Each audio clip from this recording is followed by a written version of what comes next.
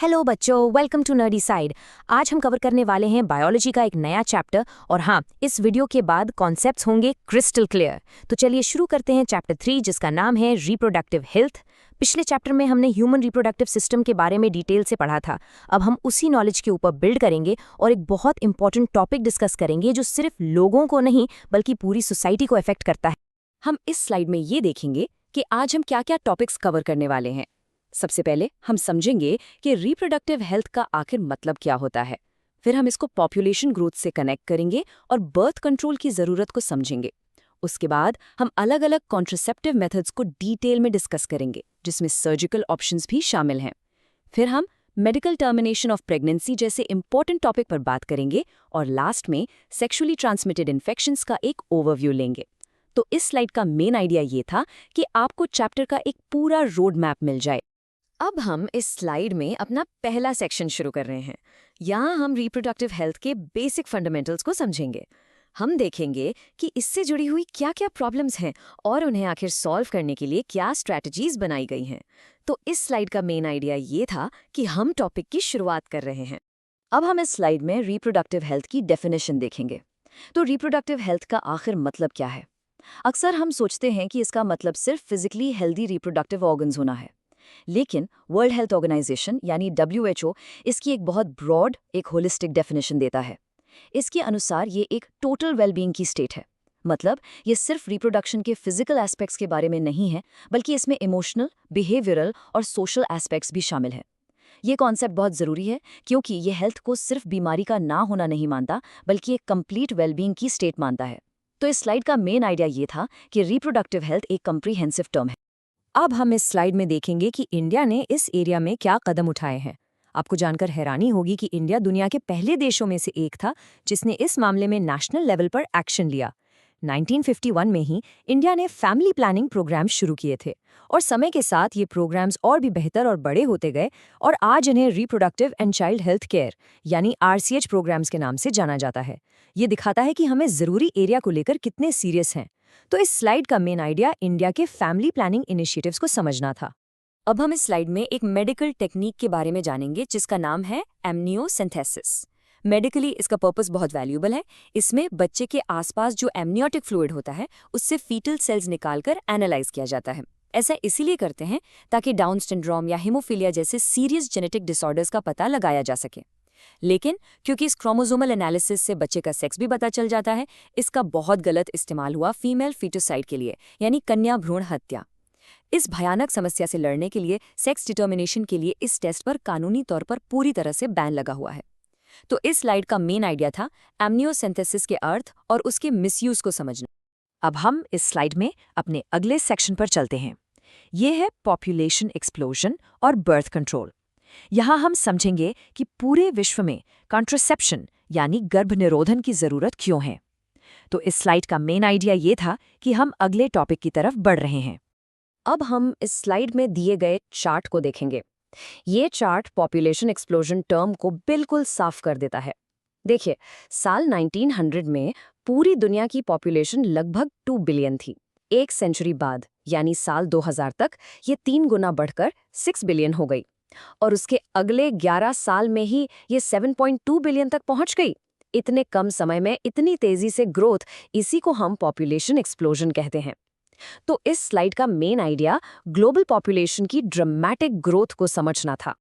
अब हम इस स्लाइड में इस सिचुएशन को इंडिया के कॉन्टेक्स्ट में देखेंगे। इंडिया के आंकड़े भी उतने ही चौंकाने वाले हैं। जब हम 1947 में आज़ाद हुए तब हमारी आबादी लगभग 350 मिलियन थी और मई 2011 तक ये 1.2 बिलियन के पार चली गई। इतनी तेजी से बढ़ती आबादी से हमारे बेसिक रिसोर्सेज जैसे खाना, घर और नौकरियों पर बहुत ज़्यादा प्रेशर पड़ता है। इसलिए बर्थ कंट्रोल और फैमिली प्लानिंग जैसे टॉपिक्स पर बात करना बहुत ज़रूरी हो जाता है। तो इस स्लाइड का मेन आइडिया इंडिया के पॉपुलेशन प्रेशर को हाईलाइट करना था। अब हम इस स्लाइड में देखेंगे कि एक आइडियल कॉन्ट्रासेप्टिव में क्या क्या खूबियां होनी चाहिए। तो सबसे पहले उसे इस्तेमाल करना आसान होना चाहिए यानी यूज़र फ्रेंडली। दूसरा, वो इजीली अवेलेबल हो, आसानी से मिल जाए। तीसरा, वो प्रेगनेंसी रोकने में इफेक्टिव हो। चौथा, वो रिवर्सिबल हो यानी अगर कोई फ्यूचर में बच्चा चाहे तो उसे बंद करने पर फर्टिलिटी वापस आ जाए। पांचवा, उसके साइड इफ़ेक्ट्स या तो बिल्कुल ना हो या बहुत कम हो, और आखिरी, वो इंसान की सेक्सुअल ड्राइव या एक्सपीरियंस में कोई दखल ना दे। तो इस स्लाइड का मेन आइडिया एक आइडियल कॉन्ट्रासेप्टिव के कैरेक्टरिस्टिक्स को समझना। अब हम इस स्लाइड से अपने चैप्टर के सबसे इम्पॉर्टेंट हिस्से में आ गए हैं। यहाँ हम अलग अलग कॉन्ट्रासेप्टिव मेथड्स को डिटेल में समझेंगे, नेचुरल तरीकों से लेकर सर्जिकल प्रोसीजर्स तक। तो इस स्लाइड का मेन आइडिया कॉन्ट्रासेप्टिव मेथड्स का इंट्रोडक्शन था। अब हम इस स्लाइड में देखेंगे कि कॉन्ट्रासेप्टिव मेथड्स को हम कुछ कैटेगरीज में बांट सकते हैं। सबसे पहले आते हैं नेचुरल मेथड्स। फिर हम पढ़ेंगे लैक्टेशनल एमेनोरिया के बारे में, जो चाइल्ड बर्थ के बाद एक टेम्पररी मेथड है। उसके बाद हम फिजिकल बैरियर मेथड्स पर आएंगे, फिर इंट्रा यूट्राइन डिवाइसेस या आईयूडीज, और आखिर में हम अलग अलग हार्मोनल मेथड्स के बारे में पढ़ेंगे। हम इन सब को एक एक करके डिटेल में समझेंगे। तो इस स्लाइड का मेन आइडिया कॉन्ट्रासेप्टिव मेथड्स की कैटेगरीज को लिस्ट करना था। अब हम इस स्लाइड में सबसे कॉमन बैरियर मेथड की बात करेंगे, मेल कॉन्डम। ये एक पतली शीट होती है जो आमतौर पर लेटेक्स से बनी होती है। इसका काम करने का तरीका बहुत सिंपल है। ये एक फिजिकल बैरियर बनाता है जो स्पर्म को फीमेल रिप्रोडक्टिव ट्रैक्ट में एंटर करने से रोकता है।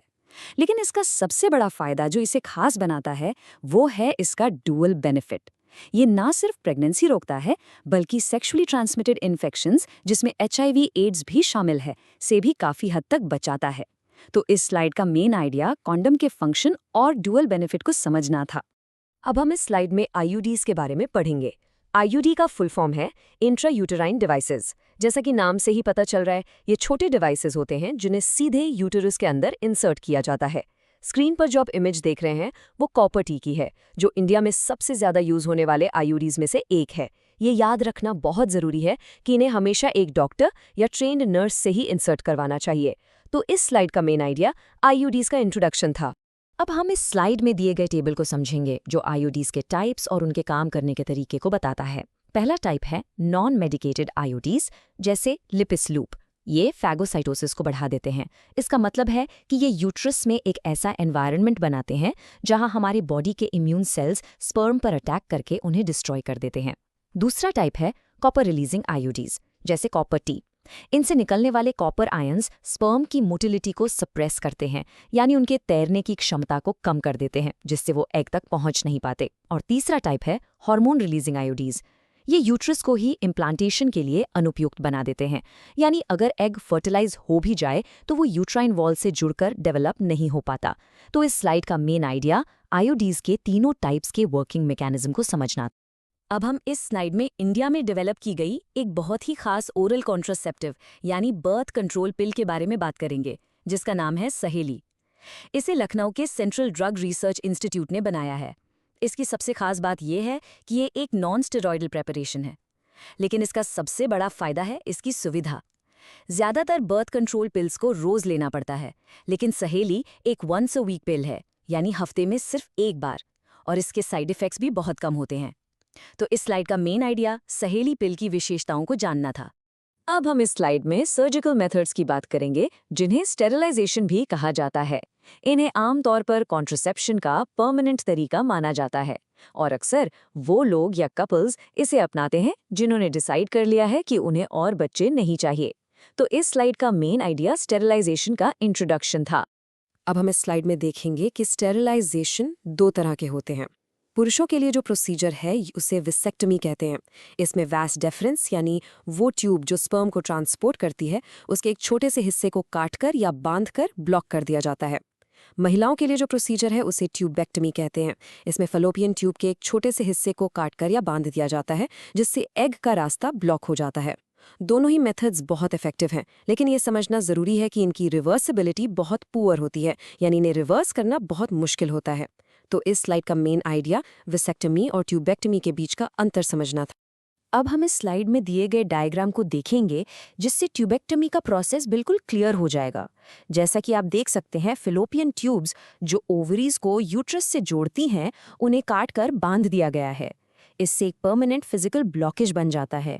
तो जब ओवरी से एग रिलीज होता है तो वो ना तो यूट्रस तक पहुंच पाता है और ना ही स्पर्म से मिल पाता है, जिससे फर्टिलाइजेशन हो ही नहीं सकता। तो इस स्लाइड का मेन आइडिया ट्यूबेक्टमी के प्रोसीजर को विजुअली समझना था।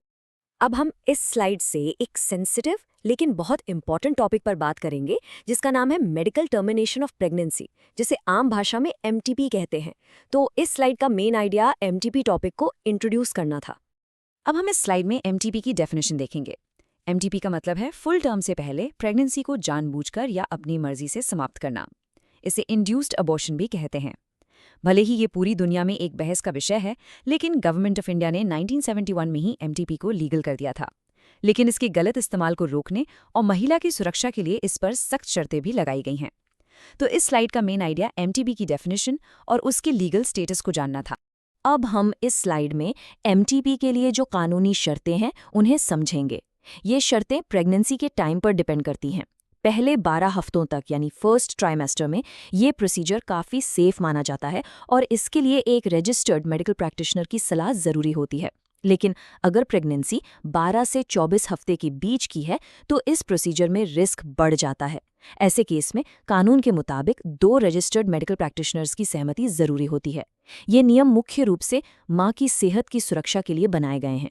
तो इस स्लाइड का मेन आइडिया एमटीपी के लीगल टाइमलाइंस को समझना था। अब हम इस स्लाइड में अपने आज के आखिरी सेक्शन पर आ गए हैं, सेक्सुअली ट्रांसमिटेड इन्फेक्शंस यानी एसटीआईज का एक ब्रीफ ओवरव्यू। तो इस स्लाइड का मेन आइडिया एसटीआईज टॉपिक का इंट्रोडक्शन था। अब हम इस स्लाइड में एसटीआईज के बारे में पढ़ेंगे। वो इन्फेक्शंस या बीमारियां जो सेक्सुअल कॉन्टैक्ट से फैलती हैं उन्हें कलेक्टिवली एसटीआईज कहते हैं।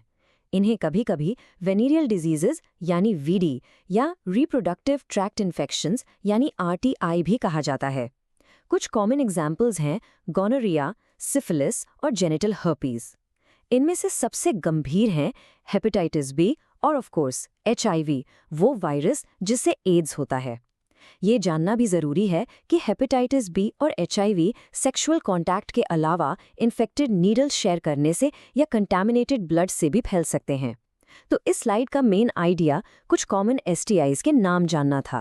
अब हम इस स्लाइड में अपने आखिरी एक थॉट प्रोवोकिंग सवाल पर आ गए हैं, जो हमने जो कुछ भी पढ़ा उसकी इंपॉर्टेंस को समराइज करता है। रिप्रोडक्टिव हेल्थ के बारे में जागरूकता एक सोशली रिस्पॉन्सिबल और हेल्दी सोसाइटी बनाने में कैसे मदद कर सकती है? इसका जवाब इस पूरे टॉपिक के दिल में है। जब लोगों को अपने शरीर और अपने चॉइसेस के बारे में सही जानकारी मिलती है तो वो बेहतर फैसले ले पाते हैं।